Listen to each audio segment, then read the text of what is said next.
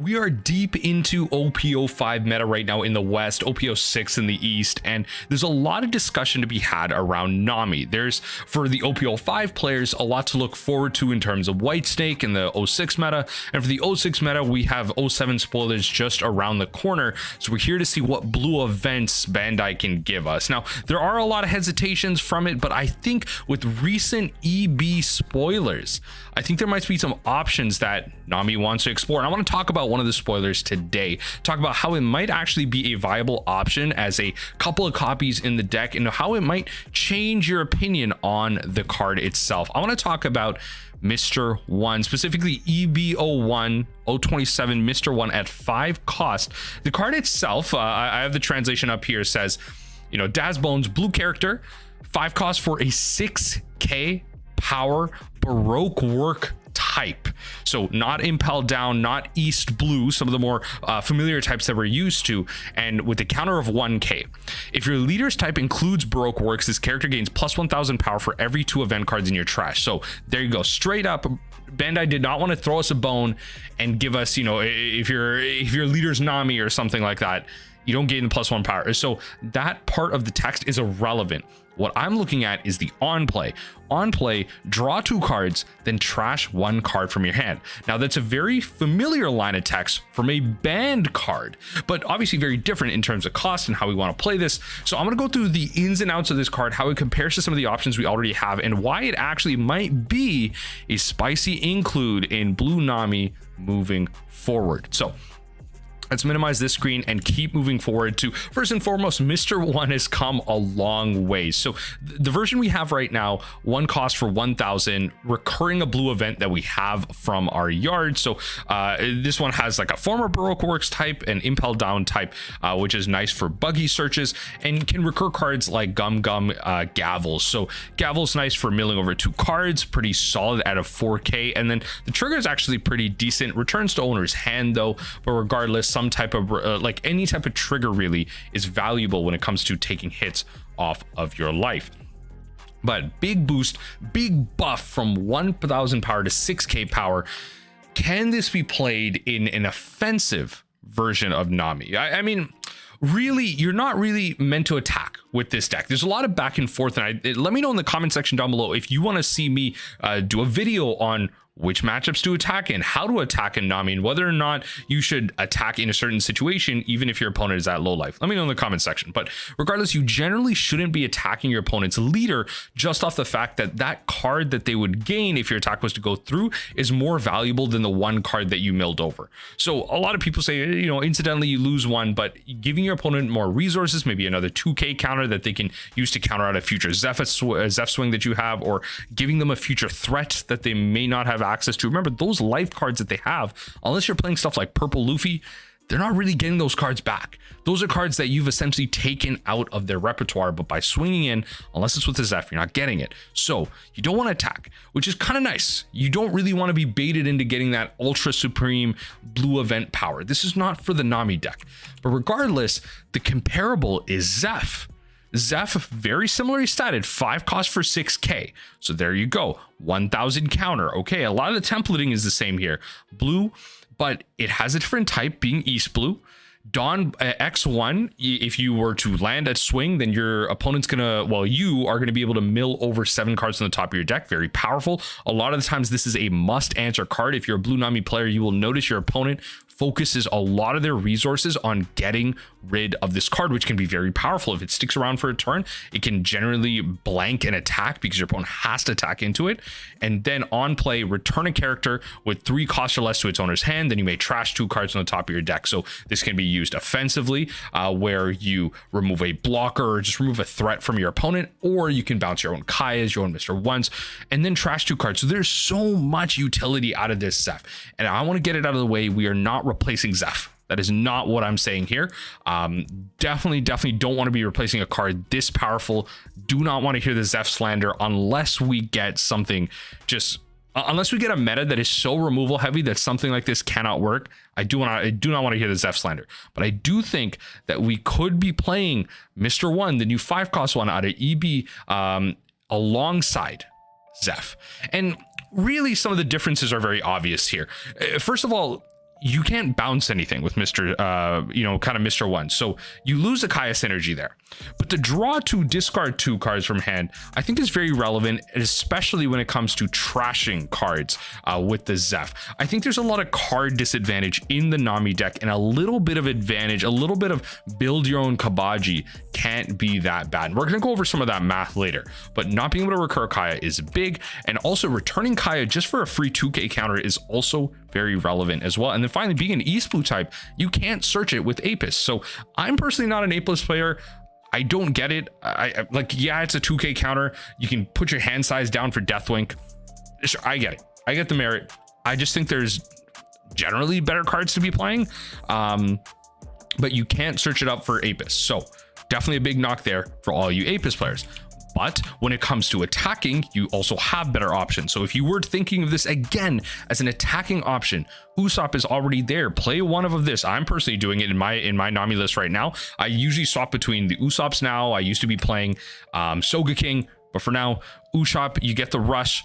7 cards on the top of deck. It's 4 costs, a lot better on the draw if you want to play it on curve or whatever, or especially even late game. And then you have Belmare also, which doesn't have the bounce ability. You have the 7 card mill, 1000 counter, East Blue, and then on KO trash 3 cards from the top of your deck. So your opponent may, you might just be able to keep this around because your opponent may not be incentivized to kill it just because you get the free 3 trash. But regardless, Mr.1, I think, has the card advantage ability, which is what is attractive. The build your own Cabaji. Now, Cabaji is banned in Nami for very good reason. I actually have a video recently that you'll see linked on the screen right now, where I go through the unlimited queue on the sim, going through a Cabaji list and kind of showcasing why this card is absolutely insane with the Moji in play. And I think we can do some math right now. So let's talk about the card disadvantage that exists in this deck. So first and foremost, you have Kaya. Kaya is one of the primary draw engines in this deck right now, probably the most powerful card that you have, relatively speaking, when it comes to getting through your library. So Kaya itself, you want to talk about card advantage from the perspective of having cards in your hand. Okay, so cards in your hand, more cards is more card advantage. You have more resources to throw at your opponent. Less cards is less card advantage, right? So Kaya is -1 card, okay, because you cast it. Then you draw 2 cards, so +2, and then you discard 2 cards. So when you think about it, it is kind of +2, -2 draw neutral here, and then it is -1 on card advantage. You are net down on a card. It is not card neutral. It is advantage negative. And then when it comes to the cards it gets, it's card selection. Very similar for you Magic the Gathering players. This is literally just faithless looting, right? For those of you that know Magic the Gathering, this is very much comparable there. This is a faithless looting effect where it is card selection and not advantage, anything like that. Is card disadvantage, is card selection. Now, when it comes to Cabaji with a Moji out, let's think of it like this. So you have to play 1 Moji, right? So that is a -1. Then you play Cabaji, which is another -1, right? Then you draw 2, and then discard 1. So now this whole sequence is -1, but future Cabajis, this is where it starts getting insane. Future Cabajis, now you're at this -1 perspective. Future Cabajis are -1 +2, right? So you play a Cabaji, draw 2 cards, -1 because you discard a card, and now you're neutral. Now you're neutral on cards because you've discarded 1 and you've drawn 2 cards. In general, in the whole sequence of the game, because you're neutral on future Cabajis, you will be down 1 on every future interaction. But the thing is this is just for every future Cabaji. This -1 applies only to the first Cabaji. This -1 applies to every Kaya. This same math applies to every Kaya. This math only applies to the first Cabaji. So the whole reason I want to kind of talk through card advantage here is the fact that this Mr.1 is actually the same thing. Now, I'm not saying we're playing a 4 of this card, but this Mr.1 now, if we were to kind of like scroll through, if I was to kind of erase a bunch of this, actually, let me just like remove a bunch of this math here. If we were to go with the Mr.1 math now, let's go to the pen here. The Mr.1 is -1 to play one. I don't know why. Okay, can we just go to like a thicker size? Yeah, -1 for 1. And then you draw 2, discard 1, which means you're at 0.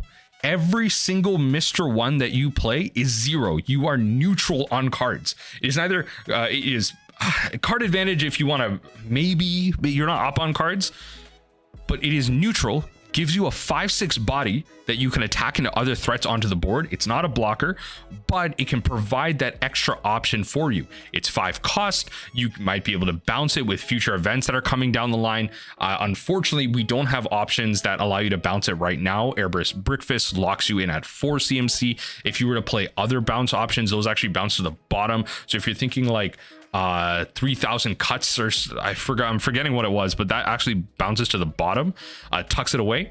But I think this being 0 is actually very important for the Nami deck when it comes to having advantage, which is why I think this card can actually potentially be, if we go back, I think this actually works as a 1 to 2 of, maybe a 3 of. One of the kind of options that we have to cut are maybe some buggies, maybe some love mellows, because those don't have any triggers either. But being 0 on card advantage, on neutrality, is actually very powerful. It physically adds cards to your hands, which is very different from the Zeph, which just puts it to the graveyard, which can feed other Mr.1s, the 1 cost one. But regardless, I think physically adding cards to your hand is very relevant, very important, and it's going to come in very handy. Again, here's the text: draw 2 cards, trash 1 card from your hand. This upper text here is very irrelevant. So with all that in mind, I wanted to ask the group here, let me know in the comment section down below, do you think that Mr.1 has a home in Blue Nami moving forward, even as a 1 of, a 2 of, a 3 of? Heck, are you playing this as a 4 of in your Nami mill deck? Let me know in the comment section down below. I hope that even if you have a bad opinion of this card, I hope that maybe I've swayed you to at least think about it.